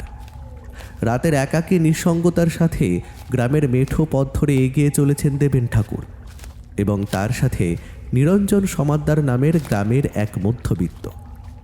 লোকটিকে বেশ মনে ধরেছে দেবেন ঠাকুরের। সর্বদাই তার সাথে সাথে রয়েছেন, কথা কম বলে। আসার পর থেকে যাবতীয় কাজ সে একাই করছে। খুব পুরনো বাসিন্দা বলে নিরঞ্জন সমাদ্দারের কাছ থেকে গ্রামের বেশ কথা ইতিমধ্যেই আদায় করে নিয়েছেন দেবেন ঠাকুর। হ্যাঁ মানে একটা একটা কথা বলবো ঠাকুর। দেবেন ঠাকুর হাঁটছিলেন নদীর ধার দিয়ে। এখানে আসার পর থেকে শ্মশানের প্রতিটা জায়গা ভালো করে খুঁটিয়ে দেখছিলেন তিনি। চোখ ধাওয়া করছিল বিশেষ কিছু উপাদানের, তবে এতটা খোঁজার পরেও তিনি বিশেষ কিছুই দেখতে পেলেন না। তাই একটু অস্বস্তি জড়ানো কণ্ঠে তিনি বললেন, বলো, মানে কি জানতে চাও? আমাদের আমাদের এই দুর্দশার দিনে আশেপাশের গ্রাম থেকে কেউ এলো না। আপনি আপনি এলেন কিভাবে? হ্যাঁ মানে আপনার এখানে এসে আমাদের এই দুঃখের দিনে পাশে থাকা সত্যি সত্যি ভগবানের আশীর্বাদ ছাড়া আর কিছুই তো নয়। আপনি আপনি আপনি ঈশ্বরের দূত। হ্যাঁ, ঈশ্বরের দূত। দেবেন ঠাকুর সামান্য হাসলেন। তার চোখে একটা উদাস ভাব দেখা গেল। ভারাক্রান্ত গলায় তিনি বললেন, আসলে কি জানো, এই সমাজে মানুষ সর্বদাই এক দৌড় প্রতিযোগিতায় নেমে একে অপরকে দমিয়ে দেওয়ার চেষ্টা করে, একে অপরকে ক্ষতি করা, কষ্ট দেওয়ার চেষ্টা করে। কজন মানুষের মতো মানুষের পাশে দাঁড়াতে পারে বলো তো? আমি কোনো দূত নই। আমার গুরু বলেছিলেন, এই জীবনে সিদ্ধ হয়ে ওঠা বড় কথা নয় দেবেন, বরং মানুষের জীবনে নিজের সর্বশক্তি দিয়ে দরকার হলে প্রাণ দিয়ে ঝাঁপিয়ে পড়া নিয়মই হলো তন্ত্রের প্রথম ও প্রধান ব্যাকরণ। চলো হে নিরঞ্জন, আজকের মতো বাড়ি ফেরা যাক। মানে কি বুঝলেন ঠাকুর? আর আর গ্রামে কি এসেছে বলে আপনার মনে হয়? হ্যাঁ, কি এসেছে? ঠাকুর গ্রামে ফেরার পথ ধরেছেন। গ্রামের মেঠো পথ, দুই দিকে ধানের জমি, মাঝে মাঝে দুই একটা বিশাল বটগাছও চোখে পড়ছে। আকাশে অগণিত নক্ষত্র চোখে পড়ছে। কয়েকটা পেঁচা ওই গাছগুলোর আড়াল থেকে ডেকে উঠল। উনি বললেন, আজ আর কিছু নয়, কাল এই বিষয় নিয়ে আলোচনা করব।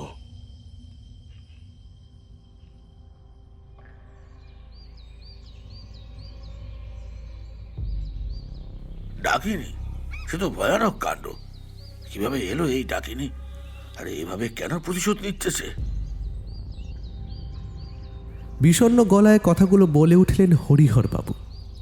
দেবেন ঠাকুরের কথা শুনে সকলের চোখে মুখে নতুন এক ভয়ের ছাপ ফুটে উঠেছে। সকলেই এক অদ্ভুত চাহনিতে তাকিয়ে রয়েছে দেবেন ঠাকুরের দিকে। দেবেন ঠাকুর বলে চললেন, একদিক থেকে দেখলে ডাকিনী কোনো অপশক্তি নয়। হিন্দু পুরাণ অনুসারে ডাকিনীগণকে মা কালীর সঙ্গিনী হিসেবে চিহ্নিত করা হয়। শিব পুরাণ অনুসারে শিবের আদেশে বীরভদ্র এবং মহাকালী প্রজাপতি দক্ষের বিরুদ্ধে 9টি দুর্গা এবং তাদের ভয়ঙ্কর পরিচারিকাদের, যেমন ধরুন ডাকিনী, শাকিনী, ভূত, প্রমথ, গুহা, কুষ্মাণ্ড, পরপট, চটক, ব্রহ্মরাক্ষস, ভৈরব ও ক্ষেত্রপাল নিয়ে যাত্রা করেন। শুধু আমাদের ধর্মে নয়, সুদূর তিব্বতে এবং বৌদ্ধ ধর্মের মধ্যেও এই শক্তির পুজো করা হয়। এই ডাকিনীকে এক ধরনের বিশেষ শক্তি সম্পন্ন নারী হিসেবে চিহ্নিত করা হয়।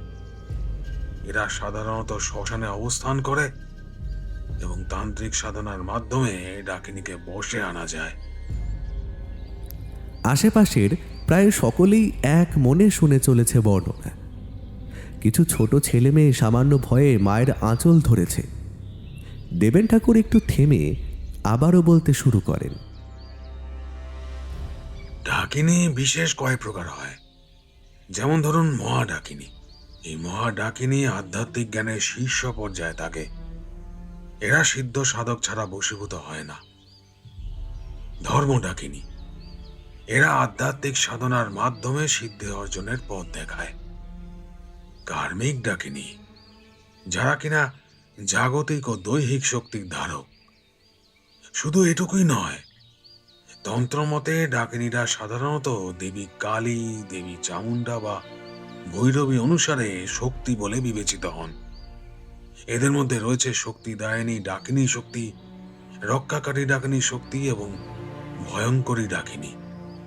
এছাড়াও রয়েছে বজ্র ডাকিনী, শ্বেত ডাকিনী, পদ্ম ডাকিনী। এনাদের ক্ষমতা অসীম, অপার, অপ্রতিরোধ্য। সকলের চোখে মুখে এক অদ্ভুত বিস্ময়ের ভাব ফুটে উঠেছে, যেন এক অমোঘ বল তাদের বেষ্টন করে ঘিরে রেখেছে একটা নির্দিষ্ট পরিমণ্ডলে। দেবেন ভট্টাচার্য উঠে দাঁড়ালেন, বললেন, আপনারা আমাকে বলুন যে শেষ কবে আপনারা ওই তান্ত্রিককে দেখেছিলেন। সেটা না জানলে তো আমি কিছুই বুঝতে পারবো না যে ওই শক্তির উৎপত্তি কোথায় হয়েছে। শক্তির আগাম বার্তা পেলে তার হাত থেকে সাময়িক পরিত্রাণের পথ বলতে পারবো। খানিক সকলেই প্রায় নীরব। নীরবের আবরণ ভেদ করে একটি বছর দশেকের ছেলে বলে উঠল, দাদু, আমি ওই দুষ্টু লোকটাকে দেখেছি। দেবেন ঠাকুর সেই দিকে তাকালেন। ছেলেটা এই গ্রামেরই, গায়ের রং কালো, মুখে একটা অদ্ভুত সারল্য। কোথায় দেখেছো দাদু ভাই? এসো, এখানে এসো। ছেলেটা ভিড় ঠেলে এগিয়ে গেল দেবেন ঠাকুরের দিকে, বলল, আমি আমার সঙ্গীদের সাথে ওই ন্যাড়াখুরির জঙ্গলের দিকে গিয়েছিলাম, ওই জঙ্গলের আম গাছগুলো থেকে আম কুড়োতে। গাছগুলো একটু ভেতরে হলেও আমগুলো কিন্তু খুব মিষ্টি, জানো দাদু। আমি তোমাকেও এনে দেবো। আসার পথে একটা ছোট লোককে দেখেছিলাম, ইয়া বড় বড় মাথার চুল, কি ভয়ঙ্কর দেখতে গো দাদু। এদিক ওদিক ঘুরে ঘুরে খালি কিছু গাছের পাতা, শেকড় এসব খালি হাতড়াচ্ছিল জানো। তারপর কোথায় যেন চলে গেল। আমি তখনই ছুটে চলে এসেছিলাম। ওদিকে মা আবার যেতে খুব বারণ করে। আমি এক্ষুনি যাব ওই জঙ্গলে। আমার সাথে কাউকে আসতে হবে না। আমি ফিরে এসে বলবো কি করতে হবে।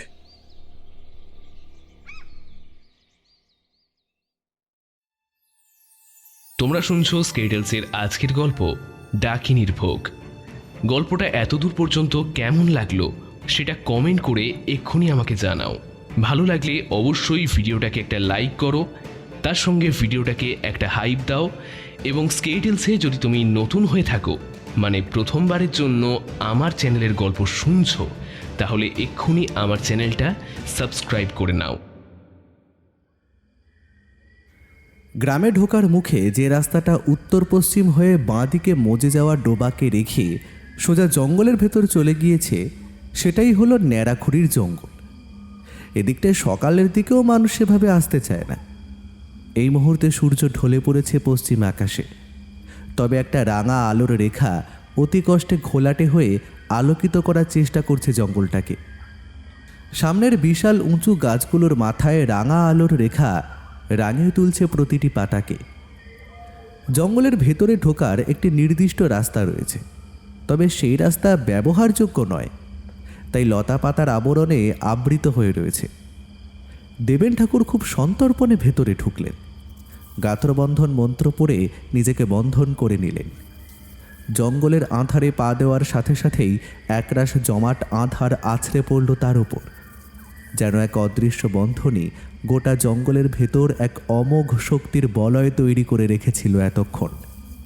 ঠাকুরের স্পর্শে সেই বলয়ে একটা ছেদ পড়ল, আর ঠিক তখনই দূরের ঝোপঝাড়গুলোর ভেতর থেকে একটা কৃষ্ণকায় বরণের ধূম্র কুণ্ডলী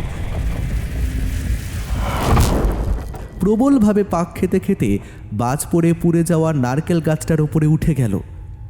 চকিতে সেদিকে তাকায় দেবেন ঠাকুর। ঘূর্ণির বেগ যত বাড়ছে ততই যেন সেই ঘূর্ণির ভেতর হতে পুরুষ মেয়েলি একত্রিত কণ্ঠে কেউ বা কারা বলে উঠছে,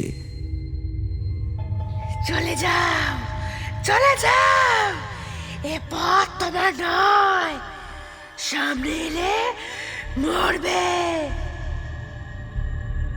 গ্রামের মানুষের বিপদে আমি কোনো মতেই পিছিয়ে যাব না। আমি ত্রিকালজ্ঞ তান্ত্রিক শ্রী কেশবচন্দ্রের শিষ্য। ভয় পেয়ে পিছিয়ে আসা আমার কাজ নয়। প্রাণ যায় যা, কিন্তু এই নিরীহ মানুষগুলোর জন্য যা করতে হয় আমি করব। তাই নাকি? তাহলে এর ফল হবে মৃত্যু।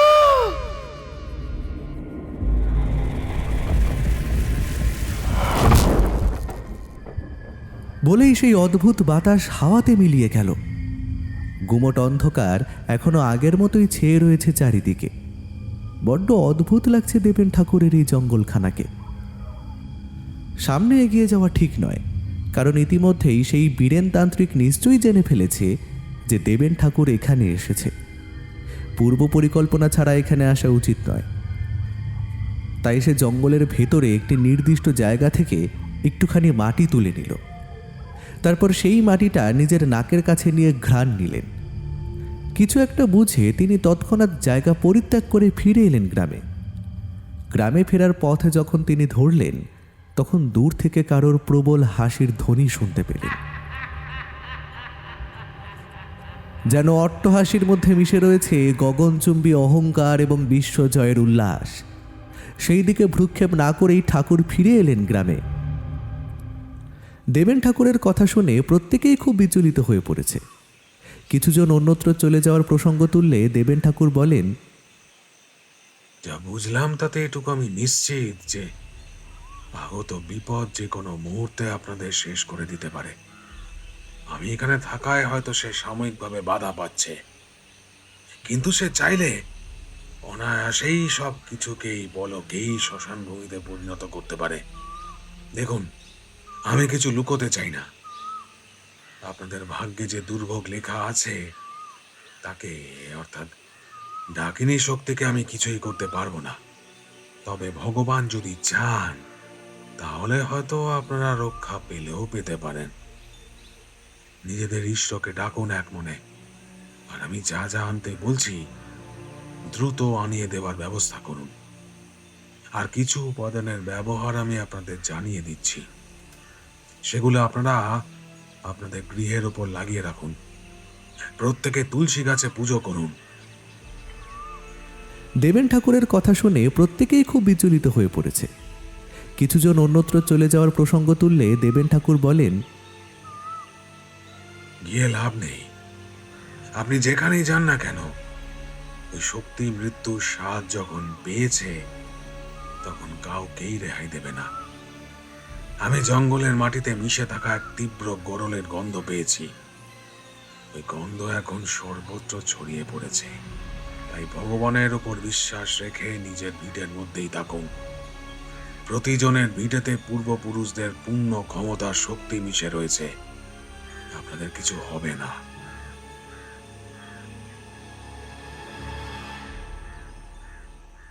সেদিন রাতে বিশেষ কেউই ঘুমায়নি। দেবেন ভট্টাচার্য নিজেও গ্রামের প্রতিষ্ঠিত মন্দিরে ধ্যানরত অবস্থায় ছিলেন। রাত যত গভীর, তার ধ্যান আরও প্রকট হচ্ছে।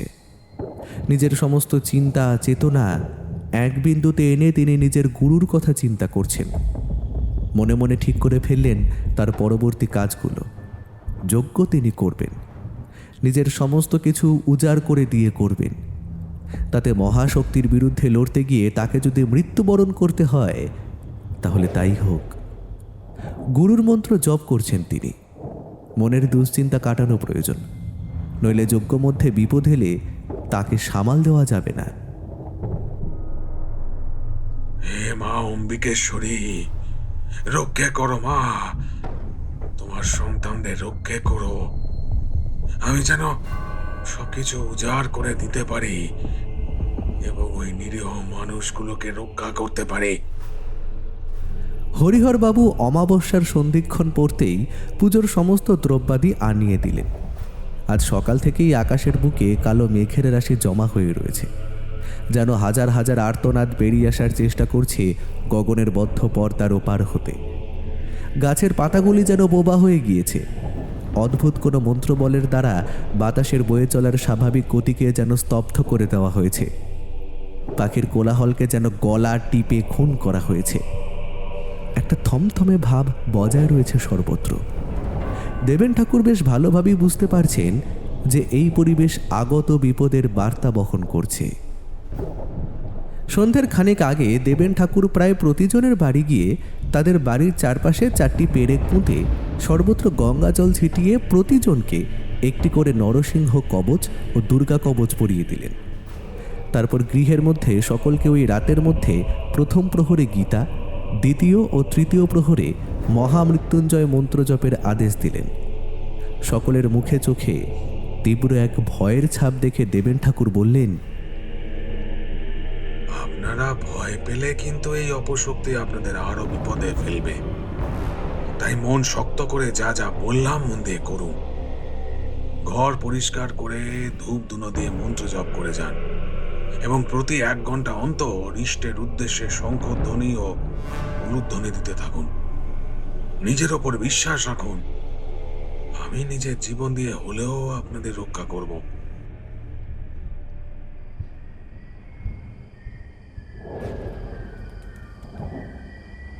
রাতের আঁধার প্রকট হচ্ছে ধীরে ধীরে।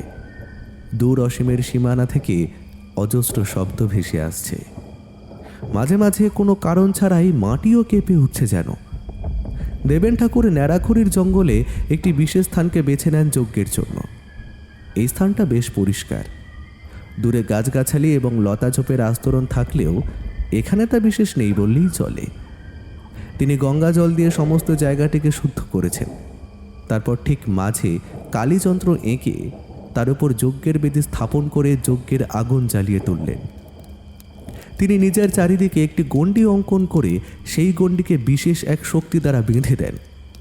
তিনি ভালো করেই জানেন যে এই গণ্ডি কেবল ডাকিনী শক্তির সাথে রমণ করা শরীরহীন অপশক্তিগুলিকে বাধা দিতে পারলেও প্রত্যক্ষ ডাকিনী শক্তিকে বাধা দেওয়া সম্ভব নয়।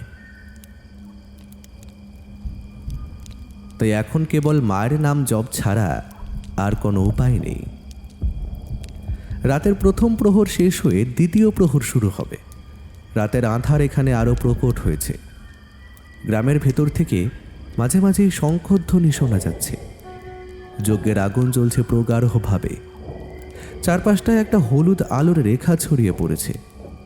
সেই আলোর বলয়ে ধেয়ে আসা আঁধারকে অনেকটা দূরে সরিয়ে রেখেছে। নিশুতি রাতের আধার আজ যেন আরও একটু জোরালো। ঘন কালো কৃষ্ণ মেঘটা যেন অনেকটা কাছে নেমে এসেছে। মন্ত্রের উচ্চারণ যত হচ্ছে ততই যেন জায়গাটা কেমন উত্তপ্ত হয়ে উঠছে। মাঝে মাঝে দুরন্ত হাওয়ার স্রোত বয়ে আসছে গভীর জঙ্গলের ভেতর থেকে। তার প্রভাবেই হয়তো বাঁশঝোপের ভেতর থেকে অদ্ভুত এক কাঠ ফাটার শব্দ বেরিয়ে আসছে। ঠিক এমন সময় দেবেন ঠাকুর দেখলেন তার থেকে হাত 5 দূরে দাঁড়িয়ে ডালিম গাছগুলো থরথর করে একবার কেঁপে উঠল। ইতিউতি পাতা ঝরে পড়ল, কিন্তু কাউকেই দেখা গেল না। ঠাকুর ভালো করেই জানেন এইসব অতি প্রাকৃতিক ঘটনা এখানে ঘটবেই। তাই তাতে বিশেষ আমল না দিয়েই তিনি আগের মতো আবার শান্ত হয়ে মায়ের নাম জপ করতে শুরু করলেন। দ্বিতীয় প্রহরের অন্তিমে ঘটল অদ্ভুত এক ঘটনা। যজ্ঞস্থান থেকে বেশ খানিকটা দূরে একটা সাদা ধোঁয়ার কুণ্ডলী ক্রমশ পাক খেতে খেতে ওপরে উঠতে থাকে। একটা বিশ্রী গন্ধের দাপটে চারিদিক ভরে ওঠে। নিস্তব্ধ রাতের মরীচিকা জোয়ারের মতো ছড়িয়ে পড়েছে গ্রামের সর্বত্র। গ্রামের ছত্রে ছত্রে ছড়িয়ে পড়ছে অশুভের বিষ। গাছপালার আর ঝোপঝাড়ের মধ্যে মিশে থাকা জমাট অন্ধকার বোবা হয়ে রয়েছে কোনো কিছুর ভয়ে। অমাবস্যার রাতের এই অদ্ভুত আঁধার যেন ভিন্ন কোনো জগতের পথকে উন্মুক্ত করে রেখেছে। আকাশ বাতাসের মধ্যে একটা দমচাপা ভাব যেন প্রগাঢ় হয়ে উঠছে ক্রমাগত। নিস্তব্ধ রাতের মধ্যে কান পাতলে কেবল মন্ত্র পড়ার গুনগুন শব্দ এবং যজ্ঞের আগুনে কাঠ ফাটার শব্দ শোনা যায়। তবে আরও মনোযোগ দিয়ে শুনলে দেখা যাবে দূরে কোথাও কেউ মৃদুস্বরে কাঁদছে। কান্নার শব্দটা একটানা নয়, বরং থেমে থেমে। শব্দের প্রাবল্য বাতাসের বুকে ভর করে এগিয়ে আসছে যজ্ঞস্থানের দিকে। এবার কান্নার শব্দটা আরও স্পষ্ট।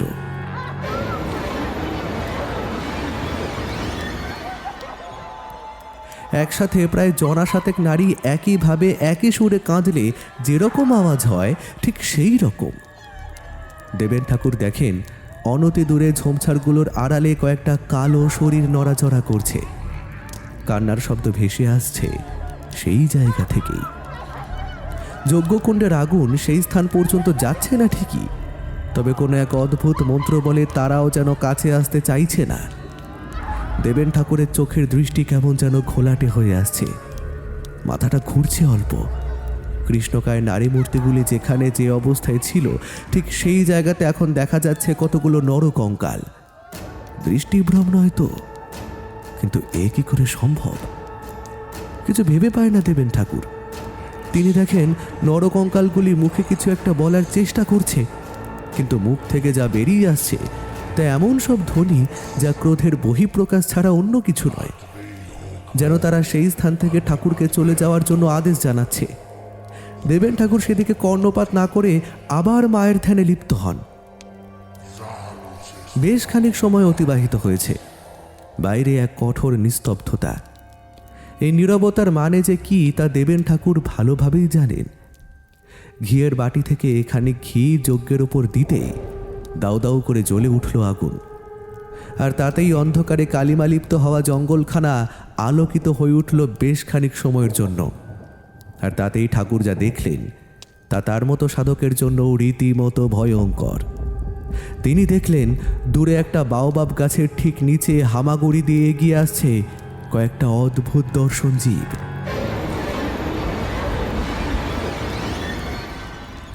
যাদের দেহের প্রায় বেশিরভাগ অংশই আগুনে পোড়া, পচা গলা, চামড়া খসে পড়ছে মাঝে মাঝে। মুখমণ্ডলের চোখ নেই, কান দুটি বেশ বড় বড়। জীবগুলি যত এগিয়ে আসছে ততই তাদের সংখ্যা দ্বিগুণ হচ্ছে। ঠিক এমন সময় জীবগুলি তাদের দেহ থেকে একটা কালো তরল নিঃসরণ করলো একটি জায়গায়।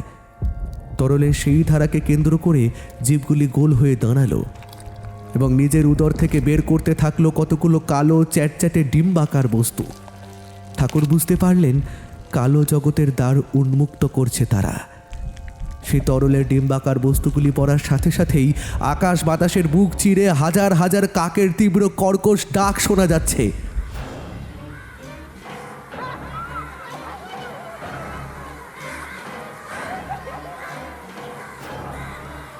যেন মরণের অন্তিম দরজা ভেদ করে শত শত বছর আগে হারিয়ে যাওয়া মৃত জীব কাকের ছদ্মবেশে এসে হাজির হয়েছে এই স্থানে। পাশের ঝাউবনের ভেতর থেকে তাদের চাপা আক্রোশ মেশানো রব ভেসে এসে নীরব জঙ্গলের বুক ভেদ করছে। হঠাৎ সেই চার পেয়ে জীবগুলো উঠে দাঁড়ায়। তাদের বিকৃত মুখ থেকে ঝরে পড়ছে রক্তের ধারা। এক পা করে ওগুলো যত এগিয়ে আসছে ততই দেবেন ঠাকুর মন্ত্র পড়ার প্রাবল্য বাড়িয়ে তুলছেন। ফোঁটা ফোঁটা ঘাম জমতে শুরু করেছে তার কপালে। পলকে তিনি দেখলেন ওই কালো গর্তের মধ্য হতে মুন্ডহীন কতগুলো দেহ উঠে আসতে শুরু করেছে। দৃষ্টি যজ্ঞস্থল। একটা অদ্ভুত বাতাস যজ্ঞকুণ্ডকে ঘিরে পাক খেতে শুরু করেছে। প্রবল ঘূর্ণির দাপটে গাছের মাথাগুলি ভয়ঙ্করভাবে দুলছে। মুন্ডহীন দেহগুলি যখন অনেকটা কাছে এসে পড়েছে তখন আকাশ বাতাসের বুক চিরে এক তীব্র আক্রোশ মেশানো স্বর বলে উঠল, চলে যা, এই স্থান ত্যাগ করে চলে যা। আমার পথে বাধা হয়ে দাঁড়িয়ে কোনো লাভ নেই, চলে যা।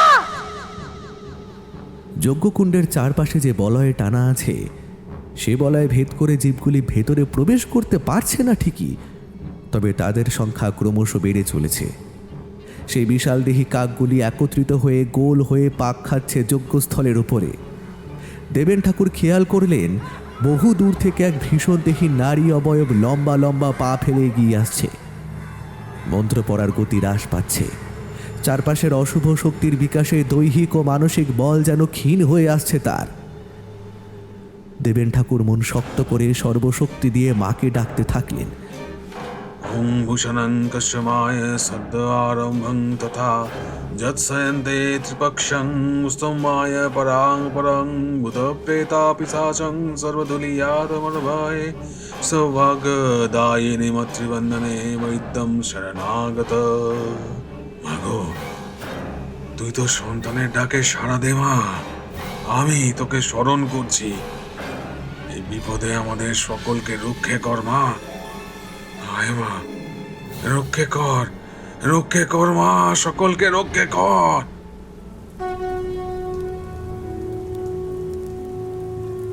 চোখ বন্ধ হয়ে রয়েছে ঠাকুরের।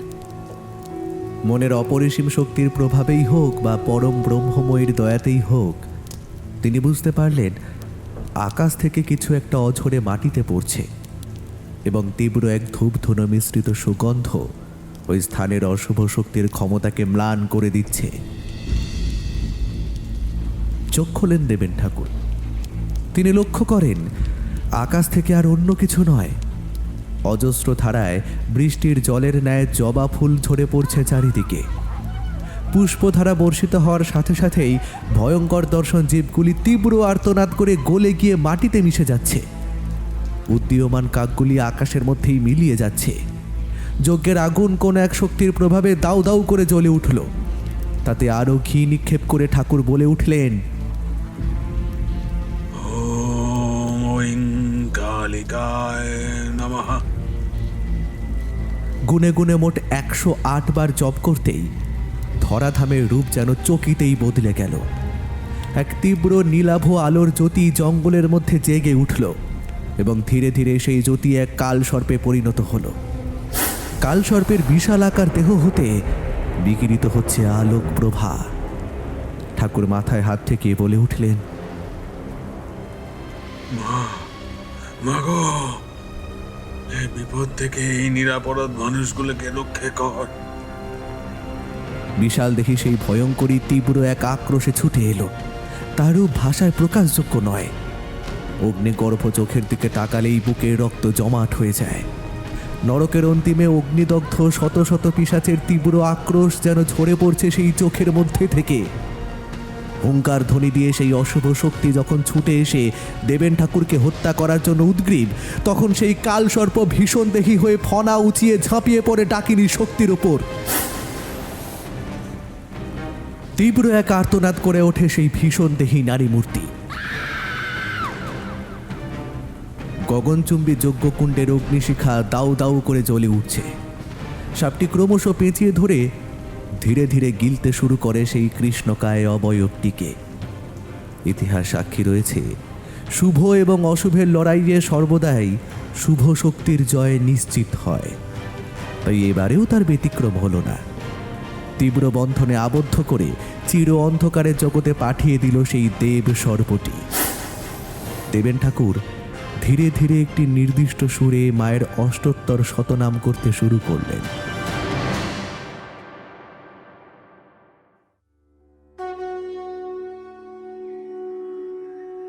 করালিনী কালী মাগো কৈবল্য দায়িনী, জগদম্বা নামে তুমি বিভক্তকারিণী। দুঃখ নাশ করো বলি হলে দুঃখ হারা, জগতের মাতা তুমি হর মনোহরা। বিপদে রেখেছ মা কোলে ওগো হর যায়া, মায়া বিস্তারী আমাগো হলে মহামায়া। মৃগনেত্র সম বলি কুরঙ্গ নয়নী, রণেতে প্রমত্ত বলি চণ্ডীমা জননী। শঙ্করের জয়া বলি হলে মা শঙ্করী, ভব জয়া বলি তুমি ভবানী ঈশ্বরী। ভীষণ আরুণ বলি করাল বদনী, দিনহীনে করো দয়া ধনুজ দলনী। কৃত্তিবাস হলে মাগো বাঘ ছাল পরি, কৃত্তিবাস দ্বারা তাই তুমি মা শঙ্করী। পাপ বিনাশিনী কালী নৃমুণ্ড মালিনী, অধীনে করো মা দয়া তুমি কাত্যায়নী। কুলকুণ্ডলিনী মাগো তুমি মহাসতী, সরৈশ্বর্যময়ী বলি নাম ভগবতী। জগত জননী মাগো কালী কপালিনী, কোটিতে ঘুঙুর পরি হলে মা কিঙ্কিনী।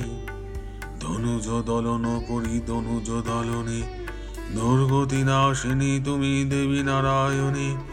দুর্গা সুরবধ করি দুর্গার নামে খ্যাতা, ত্রিলোচনী তুমি মাগো জগতের মাতা। মুক্তিদান করি তুমি তারা নাম ধরো, তারিণী নামেতে তুমি জগৎ রক্ষা করো। পূর্ণ ব্রহ্মময়ী তুমি, ব্রহ্ম সনাতনী, পরমা প্রকৃতি তুমি, সৃজনকারিণী। বেদে সৃজন করি হলে বেদমাতা, যোগমায়া নামে তুমি ত্রিলোক পালিতা। রুদ্রের ঘরণী বলি হলে রুদ্র ছায়া, অম্বিকা নামেতে তুমি হলে মহামায়া। অপর্ণা তুমি মা কালী ত্রিলোক তারিণী, অন্নপূর্ণা তুমি মাতা ত্রিলোক পালিনী। শঙ্কর কপালে ধরে হলে মা কালী, কারণ প্রিয়া মা তুমি করণকারিকা। এদিনে করো গো দয়া তুমি মা কালিকা, থাকে না কালের ভয়ে তোমার স্মরণে, কাল ক্ষয় বিনাশিনী দায়ী লোকে বনে। মেঘের বর্ণ তাই হলে কাদম্বিনী, কপাল কুণ্ডলা কুন্দ কুসুম ধারিণী। জগতের আদি বলি নাম আদ্যা শক্তি, অভয় চরণে যেন থাকে সদা ভক্তি। মহাবিদ্যা মহামায়া তুমি করলিনী, প্রজাপতি মাতা তুমি কালী করালিনী। নিজ কায় কোষ বলি হলে মা কৌশিকী, তোমার মায়ায় মুগ্ধ জগতের ভূতি কি। ময়ূর বাহনে সাজো তুমি মা কুমারী, কালীকে কুটিলা দুর্গে তুমি মা কাবেরী। কালো ভয়ে নাশ করো তুমি কালো প্রিয়া, তোমার অনন্ত লীলা মানব অজ্ঞেয়া। মায়া বিস্তারিয়া মাগো হলে মহামায়া, বিপদে রেখো মা কোলে ওগো হরজায়া। তপময়ী তুমি মাতা দানব দলনী, ত্রিলোচন ত্রাণ কর্তী ত্রিলোক পালিনী। তত্ত্বপরায়ণী তুমি সর্বসিদ্ধিদাত্রী, জগত পালন হেতু তুমি জগদ্ধাত্রী। দানিয়া স্বরূপ মুক্তি হলে নারায়ণী, ত্রিবলী দারিণী দুর্গে করুণিতম্বিনী। ত্রিপুর দলনী দেবী লজ্জা স্বরূপিনী, মহিষ অসুর বধি মহিষ মর্দিনী। জয় মাত ত্রিনয়নী ত্রিফল স্বরূপা, লম্বোদর জননী মাতা তাপিনী অনুপা। ত্রিলোক পালিনী তুমি সর্বপাপ হরা, ত্রিশূল ধারিণী কালী অর্ধেন্দু শেখরা। সদাই ষোড়শী তাই হইলে ষোড়শী, অন্নপূর্ণা নামে তুমি থাকো বারাণসী। বরণ্যে বরদা সর্বমঙ্গলা শিবানী, সর্বেশ্বরী সর্বধাত্রী ত্রিগুণ ধারিণী। শঙ্করের প্রিয়া তাই নাম ভবধারা, কামাখ্যা কমলা তুমি ভব দুঃখ ভরা। শান্তি বিধায়িনী তুমি মহারুদ্র প্রিয়া, বোধি শুম্ভনি শুম্ভাদি হইলে অজেয়া। কামদাত্রী নামে তুমি কামনা পোড়াও, মহেশ্বরী নামে তুমি ভববক্ষে রও। কালো কাদম্বিনী মাগো রাজরাজেশ্বরী, ত্রিপুর নাশিনী তুমি ত্রিপুর সুন্দরী। করুণা কি হলে তুমি ভিতরে করুণা, দীনহীনে করো দয়া অনন্ত নয়না। ঈশান মহিষী তাই হইতে ঈশানী, চন্দ্রমুণ্ড বধ করি চামুণ্ডা রূপিণী। ত্রিলোকের অধিষ্ঠাত্রী ত্রিলোকীশ্বরী, ত্রাণকর্ত্রী ত্রিনয়না ত্রিপুর সুন্দরী। তুমি ক্ষুধা তুমি তৃষ্ণা বুদ্ধি স্বরূপিণী, সত্য রজ তম ইতি ত্রিগুণ ধারিণী। সাবিত্রী তুমি মাতারা মুক্তি বিধায়িনী, শোক দুঃখ বিনাশিনী তুমি মা সবানী। অশিব নাশিনী কালী দুর্গতি নাশিনী, ভগবতী সুরেশ্বরী অসুর ঘাতিনী। সহস্রাক্ষী সপ্তসতী শঙ্করী ঈশ্বরী, বিদ্যাদাত্রী সুখপ্রদা তুমি শাকম্বরী। সর্বোপরি উপবিষ্টা সরোজবাসিনী, ভূত প্রেত সঙ্গিনী মা শ্মশানবাসিনী। ধর্ম অর্থ কাম মোক্ষ ফল বিদায়িনী, তুমি মা কালীকে দুর্গে শ্রীকৃষ্ণ জননী। অসুরাধি বধে দেবীর অনুন্মাদিনী, সহস্র লোচনী তারা দেবেন্দ্র জননী। করমা করুণা দিনে দনুজ দলনে, সুভগা সুমুখী শিবা তুমি প্রিলাচনী। কলু সোনাসিনী তুমি তারা মুক্তিদায়িনী, সুবচনী তুমি তারা মোচনকারিণী। ধনদাত্রী ধনহারা ধর্ম বিধায়িনী, বগলা তুমি মাতারা সুবুদ্ধিদায়িনী। মাতঙ্গী তুমি মাতারা ত্রিলোক পালিনী, বিশ্বময়ী মহেশ্বরী মলয় বাহিনী। ক্ষীণদর বলি মাগো বলে মন্দ ধরি, দিনহীনে করো কৃপা তুমি মহেশ্বরী। মধু আর কৈটভেরে করিয়া সংহার, মধু কৈটভ নাশিনী নাম যে তোমার। লক্ষ্মী স্বরূপিণী তুমি, তুমি মা কমলা। কুরুকুল্লা কপালিনী তুমি মা চঞ্চলা। বয়সে কিশোর সদা তাই মা কিশোরী। বিনন্নত পয়োধরা কুমারী শঙ্করী। গিরিরাজ সুতা সদী কৈলাসবাসিনী। কল্যাণদায়িনী সদা তাই মা কল্যাণী। গণেশ জননী তুমি গিরিশ নন্দিনী। হর মনোহরা রমা গিরিশ মোহিনী। শারদা শরত প্রিয়া শিব সনাতনী। বসুন্ধরা জগন্মাতা বরদা বারুণী। বিশ্বমাতা বিশ্বময়ী তুমি এলোকেশী। অকিঞ্চনে করো দয়া ও বোমকেশী। বহুরূপ ধরি বলি তুমি মা বহুরূপিণী। রণেতে দুজয় মাগো দৈত্য বিনাশিনী। ভিক্ষুক গৃহিণী সাজো তাই মা ভিক্ষুকী। ত্রিনয়নী মুক্ত কেশী ভারতী কৌশিকী। সৃষ্টি সংহারিণী কালী তুমি মা ছত্রেশ্বরী। প্রলয় করো মা সৃষ্টি তুমি মহেশ্বরী। নিজ মুন্ড করি ছিন্ন হলে ছিন্ন মস্তা। কাতরে অভয়দানে হও ব্যগ্র হস্তা। ছলনা করিয়ে তুমি হলে ছলবতী। গিরিরাজ সুতা তুমি দেবী হৈমবতী। শ্রীফলী তোমার নাম ধাত্রীফল প্রিয়া। শ্রীনিকেতনী নামেতে হলে বিষ্ণুপ্রিয়া। ধূসর বরণে তুমি হও ধূমাবতী। মহাবিদ্যার উপভেদে তুমি মহাসতী। ধূম্রাক্ষনাশিনী তুমি হরের মোহিনী। দীনহীনে করো দয়া তুমি নারায়ণী। দানসী ধরিত্রী দেবী তুমি কাত্যায়নী। হর মনোহরা রমা দুর্জটি মোহিনী। গণেশ জননী তুমি গিরিশ নন্দিনী। হর মনোহরা রমা গিরিশ মোহিনী।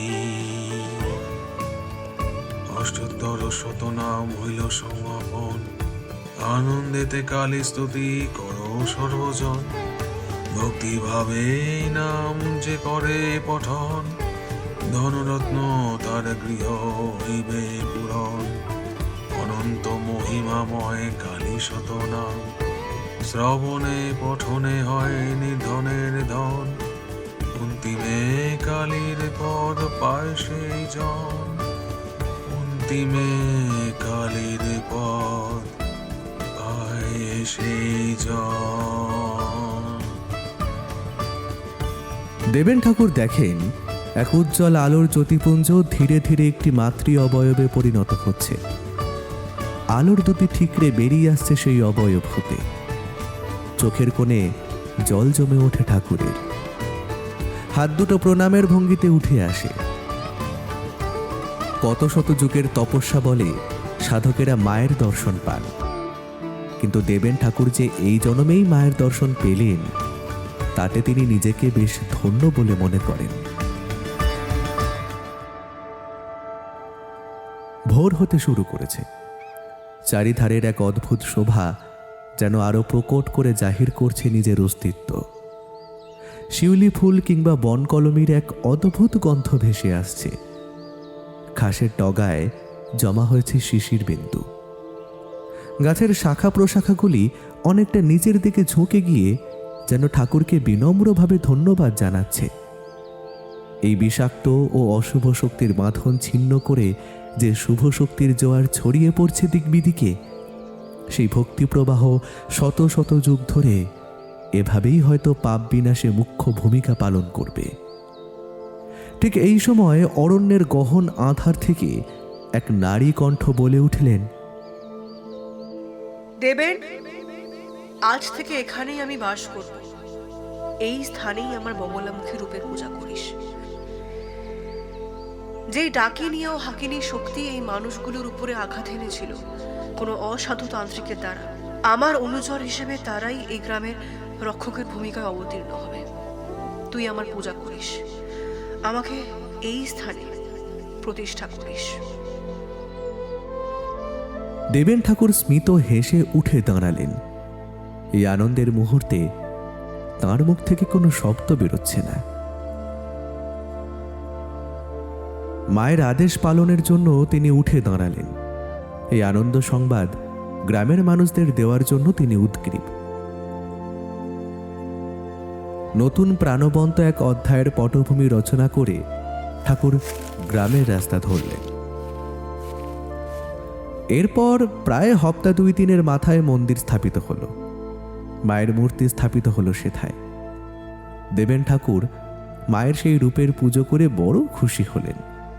ভক্তের হাতে মাও পুজো পেলেন। পুজোর মাধ্যমে গ্রামের শোভা আবার ফিরে এলো।